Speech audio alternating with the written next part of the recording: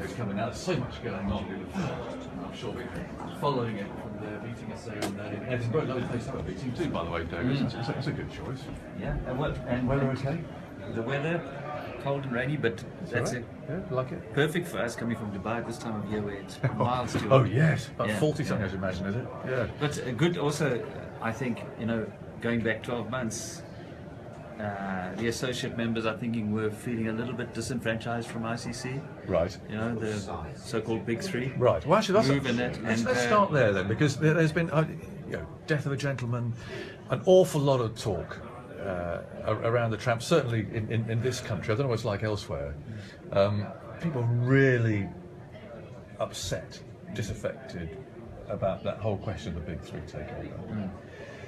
Which sort of happened, I think, caught everyone by surprise, isn't it? Really, it's the way that it was done. And a lot of ill feeling. What is the latest with that? It just seems from our position from afar as if that is being slowly unpicked, is it? Well, precipitated by the new BCCI chairman who took over, Shashank Manohar, who's subsequently become an independent chairman of ICC, with BCCI having its own representative, Anu Thakur, attending the meetings. But he started and said, okay, let's review those decisions, all those resolutions, at the same time look at the ICC's constitution. It's been in place for a very long time now, and probably there are other aspects of it that need to be looked at, and to review everything from all those resolutions which covered cricketing structures, bilateral cricketing structures, the FTP as we call it, the governance structures, the committee structure, the voting, membership classes. Do we need all three classes? What are we going to do there? And then, of course, the financial model, which underpins everything. Right. It all goes together, it all fits together. So you can't look in isolation at the cricket structures without looking at the financial model. But there wasn't there not? I've forgotten the name of the review now. You'll remind me. The whole ICC recommended change of governance, and nothing happened, wasn't there? There was a big review done in the last 10 years, wasn't there? Well, since I've been at ICC, we've constantly reviewed the bilateral cricket structures. I think we've done about 2 or 3 reviews on is the way we play our FTP or structure our FTP correct? And we've never really changed much. When the resolutions were adopted in 2014, they actually strengthened the members' rights to determine who plays who, whenever, without any structure to it. Right. So what you're saying, David, is as far as the big three situation goes, that's going to go, is it? I mean, it's going to be one person, one vote, everyone picks up the same sort of money. I mean, it's going to be it's going to go hopefully more democratic as a result of it. Yes, I think the signs are, and there's a general willingness now amongst all the members that there's no need for that to embed any kind of rights for Australia, India, and England. So, as an example, on the committees, the committees will be appointed by the board, selected by the board on recommendation from management and from the ICC chairman, and it won't have nothing to do with which country you represent. It will be hopefully on skills. If someone's good at finance, then he sits on the finance committee. If someone's good on strategy, he might be on the strategy and committee or governance committee. So hopefully we'll do it that way, and then dismantle that whole big three scenario. Did it create resentment amongst the others? Well, I was saying, 12 months ago, the associate members were feeling as if they were really second-rate cousins, and the other 7, although they'd all signed on the dotted lines, felt, I think, that they were being pushed into something they didn't really feel comfortable with. So the whole feeling around the latest conference in Edinburgh was a much more unified, warmer feeling, happy family again, which was a relief, quite frankly. And it's interesting that it's the incoming Indian who's brought about this. I think it probably had to be. He probably was the only person who could really drive that, and because of that, I think it's got a real chance of succeeding. They'll agree to the DRS soon, maybe. You'd never know. Anil Kumble was the biggest, sort of call it non-fan of DRS, mainly because he was playing in the series, I think, when we first trialled it in Sri Lanka, and many of the decisions sort of went against India. And since then, he was vehemently opposed to anything. to do with the DRS. But slowly but surely, he's first-hand witnessed now the research and the testing we've done through MIT on the various technologies, and I think he's convinced himself that the technology is good enough for the purpose that we need it for. Oh, that's good. So just a last question really on this sort of big three business thing. Is this an opportunity, therefore, given all that's being unpicked and so on, for the ICC really to bring itself up to date as far as governance is concerned? Yes. Is this a really big opportunity for you, do you think? Absolutely. So I think there's still very much a feeling that the ICC needs to be a members organisation and to lead in conjunction with the members. But having said that, what we want to try and do is, instead of embedding various rights based on whether you're a full member, associate member or an affiliate member, rather move towards creating equal opportunities for people or for members based on merit. So based on how good your cricket is, but on and off the field. And so by the introduction of scorecards, by the introduction of competition structures, which allows any member, if he's good enough to play in the top division of Test cricket or play in the top division of ODI cricket or T20 cricket, that's what we wanted to achieve, rather than reserving, and having these ceilings in place, which probably have done a lot in making sure that cricket hasn't become truly globalized. Yeah. One of the reasons put forward for the big three was to keep India, however, in the fold, prevent IPL 2, whatever it might be. Do we take it from this, and with Shashank Manohar therefore leading it, as it were, that sort of thing is not likely to happen? Well, I think there's a realization that India, England, Australia probably are always going to be influential members, and they're always going to have their say their views are going to have to be taken into consideration all along the line. But it's not necessarily, you don't have to embed their rights constitutionally. So there's that part to it, but there's also the realization that these countries generate significant revenues of their own and probably could do without ICC funding, more so than some of the other members who depend more on money from ICC events.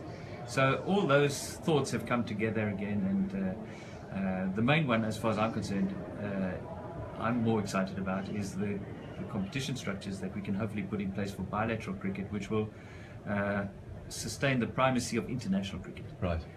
So international bilateral cricket is coming under pressure from domestic T20 leagues. TV people, they've got an option to spend money on broadcasting IPLs and CPLs and big bashes, T20 blasts, etc. At the same time, ICC events have done well in capturing the imagination of the cricket fan, and they are becoming very popular. Some people want to sponsor them and people want to broadcast them. But it's squeezed the money that's available for bilateral cricket tournaments or series. So the odd series between New Zealand and Sri Lanka, whereas in the past it would fetch reasonable amounts and reasonable values, those values are under threat. Trouble is, the ICC is not blameless, though, is it? You had a successful World T20 in March, and what pops up 2 years later? Oh, it went very well. We have another one. So now that's coming every 2 years rather than every 4. So it's an ICC-led thing too. You have to balance it. Those countries who generate lots of revenue from bilateral series are probably arguing that we've got enough events. 3 and a 4 year cycle is probably enough. Whereas the people who don't generate any money and are dependent on ICC revenues from ICC events want that additional T20. The additional T20 is more about, I think, providing opportunities for associate members. If we've got a 16-team T20, it's much easier to have a competitive event with a greater number of teams, so it provides more opportunities. So there are many factors that need to be taken into consideration, but trying to find a balance is the key. Will something give for that? Well, we've got the Champions Trophy here next summer, of course, which has been written off for the last 10 years, hasn't it? But it's still with us, and it was actually very successful last time. It's a good event, but if we go to a 10-team World Cup as we are in 2019, that's probably closer to a Champions Trophy type, top teams only playing in 50-over cricket. And if our goal is to create more opportunities on the world stage for associate members or for the lower members, and for a greater number of teams, then T20 is probably the way to go. And it may well be that come 2021-22, a World T20, if we have a second World T20 in a 4-year cycle, it might take the place of a Champions Trophy. Right, so it might be the last one. This. Is it going to be an all singer, all dancer? What have you got lined up for it? Well, we want to make it the first. It's always been promoted on the basis that it is the best versus the best. It's a short, sharp event that, you know, if you lose a match, you're in serious danger of not proceeding to the semi-final stage. So it's always produced actually very good cricket, I think. But for this event now, we want to actually take it to that additional level. First smart event. Now, to me, that didn't really mean much. But it might rule me out as a commentator as well, Dave, I'm honest with you. This is more to do with the technology side of things as opposed to being intelligent. Right. And so, for example, you know, if you come to the match, we want the ICC app to be readily available to all spectators. We want to have one of our sponsors, Nissan, with all their battery cars around the, you know, just to create an experience for fans that they might have not have experienced before when it comes to cricket matches. Sort of futuristic type thing. Yeah. And that's the way sport is going. You know, if you want big crowds, you've got to provide a contest that is competitive and interesting and entertaining, but you've also got to make sure that the experience that the fan has at the ground is as good as someone sitting in his living room. Yeah. Oh, interesting. Okay, well there we go. Well, if it's the last one or not, it'll be a memorable one. Dave Richardson's with me, Chief Executive of the ICC, with lots of interesting things to talk about. Let's get on to the test then, shall we? Promotion, relegation, that clearly was a big topic up at Edinburgh. Have you proceeded further down that line, do you think, in creating that? Well, nothing's been derailed as yet. There's still some countries that are obviously nervous about promotion, relegation. Because they'll go down. Either going down, or there'll be countries who think they'll be in Division 2, and that will stop them from, you know, being able to source sponsors, etc. Yeah. Keep their players. Yeah. So playing those tournaments. If we do introduce a model along those lines, it needs to be underpinned by a financial model, which makes sure that they aren't worse off financially. That's number one. But there's still a bit of work to do. We're now at a stage now of actually trying to put together indicative playing calendars. So if Sri Lanka want to know, well, exactly how will it look? When will we play our test matches? Yeah. Who are we going to be playing them against? We'll hopefully have them. We'll have a calendar for them to look at come October. We also need to do some work in valuing the competition structures that we hope to put in place. So it's no good saying, well, we think it might generate more money than the old system. Hopefully we can get someone with a degree of expertise that will say, we can categorically say that the value of these competition structures will be higher than before. Yeah. And therefore everyone will be better off financially. So you have an old traditional so-and-so, David, you know that, don't you? So you're forgiving for this. But given that the likely relegated teams would be a team that's sort of struggling to attract, so it's going to be New Zealand or West Indies or someone like that, where Test cricket struggles.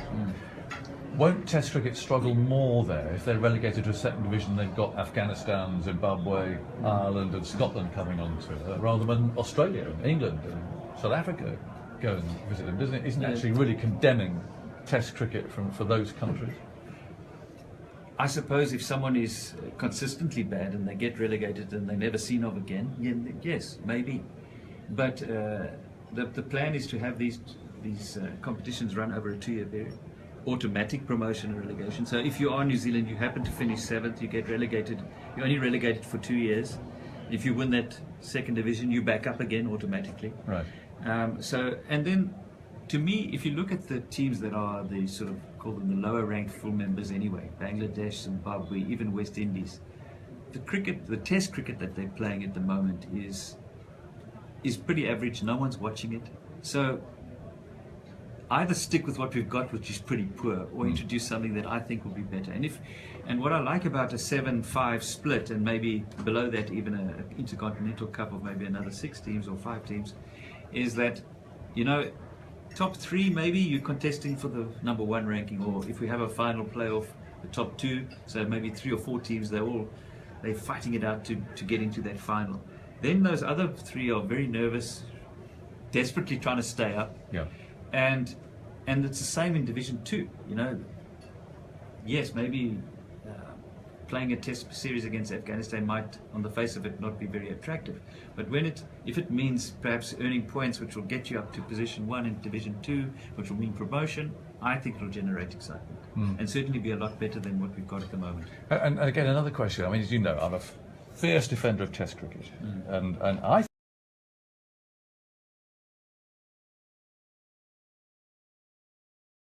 There's issues about two divisions, or even actually, it's not. I don't think Test cricket's fault that not many people in some countries come and watch it. I think the actual product is good. It's put under so much pressure from everywhere else, from the proliferation of cricket and the T20 cricket and everything else we all know about. Yes. So, is there a danger that by tinkering with, well, perhaps you think it's a good product? I mean, do you think? I think it's a good product cricket-wise. Yes. So, I mean, if you're a fan of Test cricket, I think you'd be pretty pleased with the way Test cricket is played these days. But the point is, if even in England, who love their Test cricket, if you had to watch, you don't play Bangladesh at home. No. You know, and might that change with the Big Three thing, though? No, it's got nothing to do with the Big Three. It's because if Bangladesh were to play Test cricket on a more regular basis in England, it would be probably uncompetitive.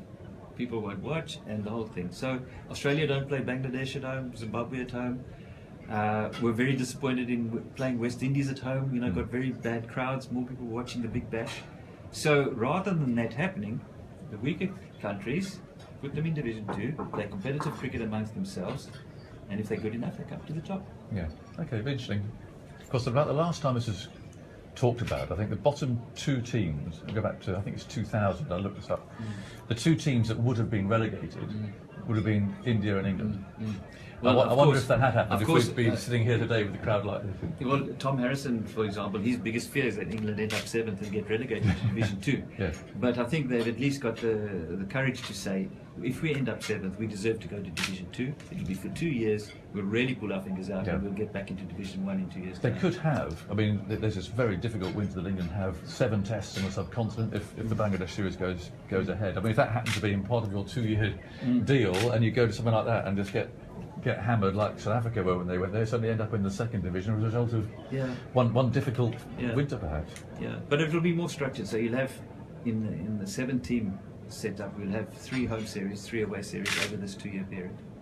And if you end up 7th, you deserve to go to Division 2.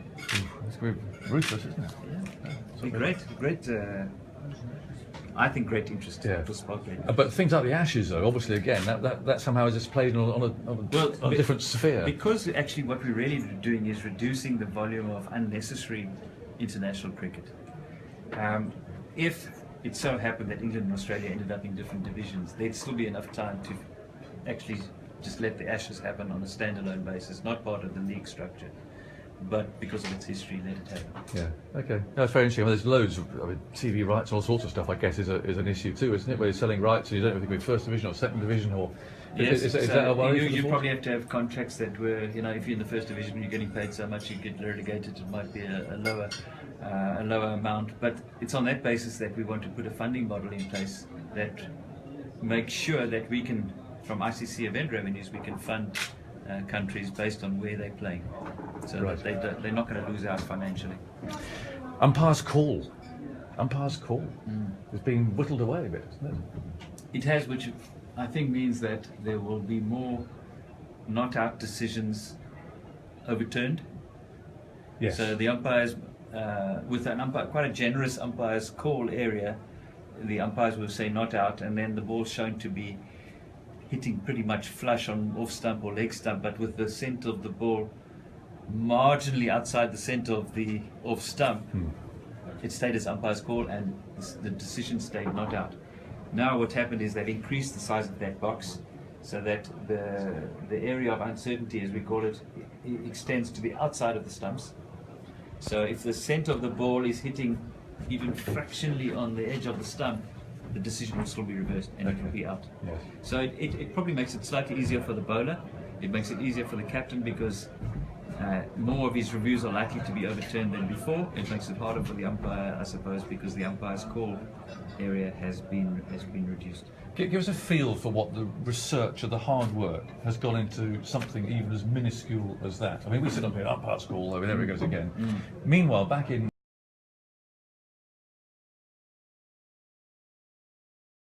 to come to that little tiny adjustment to make sure that it's not sort of too far the other way or something? Yeah, I think the testing some poor was... person's been looking at hours and hours and hours of film, have they? Well, not so much film, but the testing setup that MIT went to is quite extraordinary. I mean, they created laser fields and goodness knows what.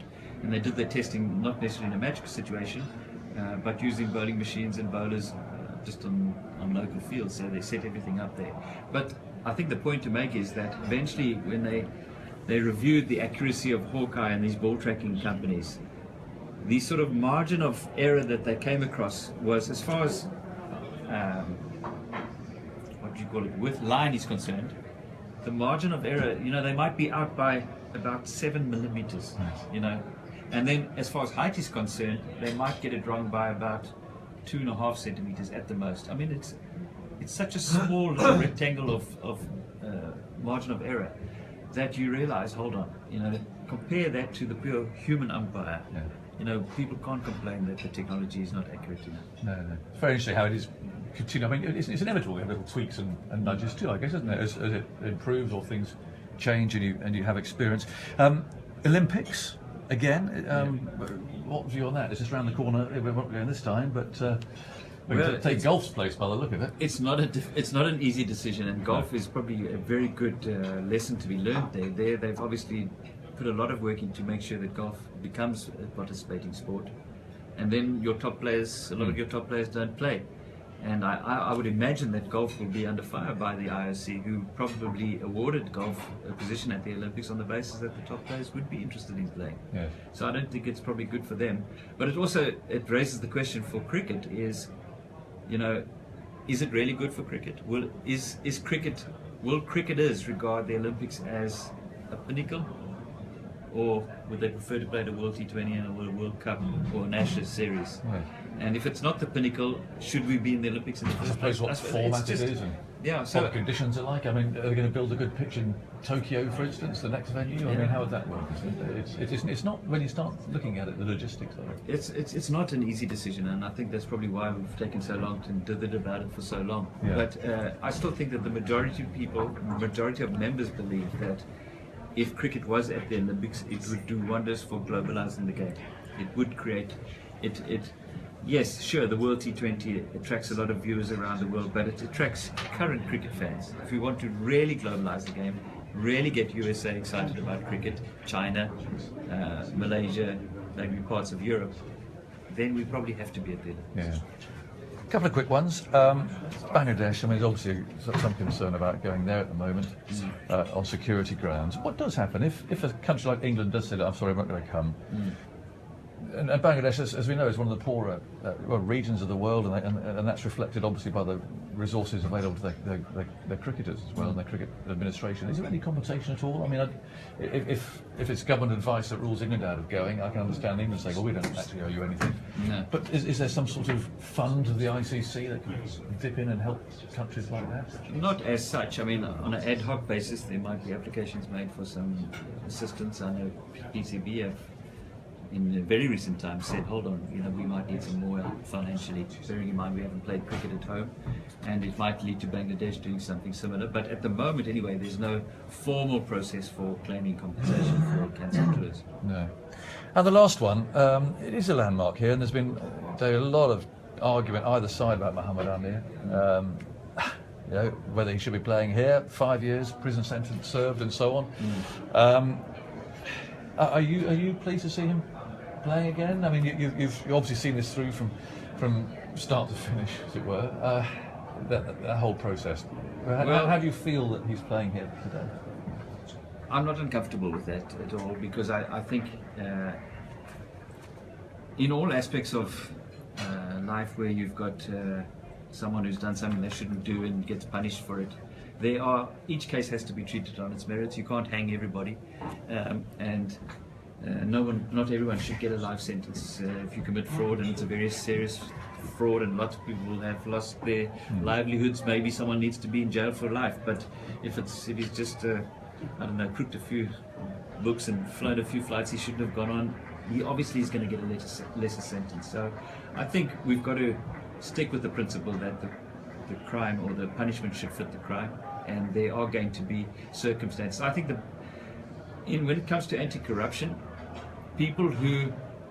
players who get involved and who influence others, I think should be treated much more severely generally than people who are just on the other side and who have been influenced. And yes, of course they must be punished, and we must try and make sure that the punishment is sufficient to deter others from getting involved. But to say that someone who's got involved for any reason must be banned for life, I think is probably a bit unfair. It's interesting because there has been to talk about that, including from Mohammed Amir himself, isn't it? He said in future everyone should get a life ban. Yeah, well, I mean, I just think that you should treat each case on its merits, and there are going to be cases where, yes, everyone deserves to be punished, but not get the death sentence. Ultimate sanction. Yeah. It was a newspaper sting that uncovered all of that. As far as the ICC is concerned, A, you're comfortable about that was the case, and B, as far as your anti-corruption unit is going, still expanding. Well, a lot of water has passed under the bridge since then. So, whilst our strategy still is about preventing education and prevention and disruption of any efforts to try and corrupt cricketers or groundsmen or whoever's involved, umpires. We have as well bolstered our investigation side of things, so that when we do get information that needs investigation, that we are better equipped to investigate those matters more efficiently and more quickly than we have in the past.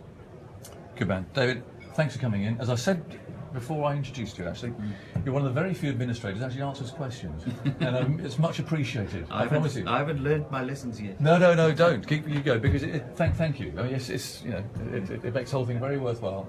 Good luck, and we'll catch you.